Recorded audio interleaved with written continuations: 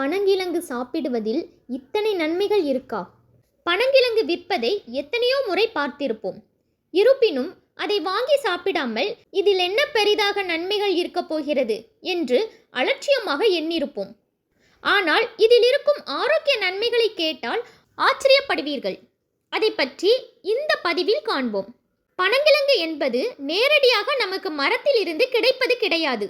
பனை மரத்திலிருந்து கிடைக்கும் பனம் பழத்தை மண்ணிலே புதைத்து விட்டால் ஒரு சில மாதத்திலேயே அதிலிருந்து முளைவிட்டு வரத் தொடங்கும். இப்போது அதை தோண்டி பார்த்தால் நீளமான குச்சி போன்று வந்திருக்கும். அதுதான் பனங்கிழங்கு என்கிறார்கள். பனங்கிழங்கை உணவில் எடுத்துக்கொள்வதால் ஏராளமான நன்மைகள் கிடைக்கின்றன.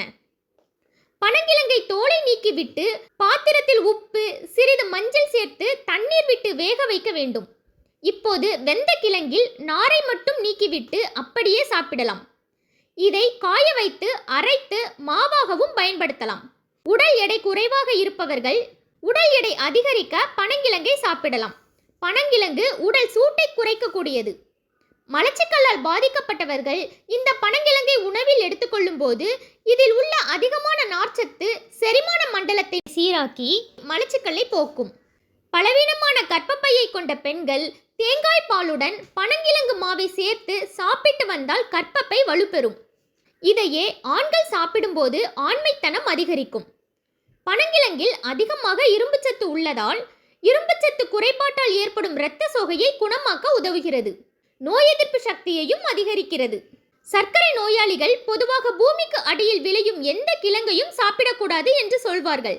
ஆனால் பனங்கிழங்கில் உள்ள சில வேதிப்பொருட்கள் இன்சுலினை சுரக்க செய்ய உதவுகிறது. எனவே இரத்தத்தில் உள்ள சர்க்கரையின் அளவை சீராக்க இது உதவுகிறது. பனங்கிழங்கு மாவில் களி, புட்டு, கஞ்சி போன்றவையும் செய்யலாம். இலங்கையில் ஒடியல் கூழ் என்று பிரசித்தி பெற்ற உணவு இருக்கிறது. அது இந்த பனங்கிழங்கு மாவை வைத்து செய்யக்கூடியதாகும். பசும்பாலுடன் பனங்கிழங்கு மாவை சேர்த்து காய்ச்சி குழந்தைகளுக்கு கொடுத்து வர அவர்களின் உடல் வளர்ச்சி அதிகரிக்கும். இதில் அதிகமாக கால்சியம் இருப்பதால் எலும்புகள் வலுப்பெற உதவுகிறது. எனவே இனி பனங்கிழங்கை உணவில் அதிகமாக சேர்த்துக்கொண்டு நன்மை அடையுங்கள்.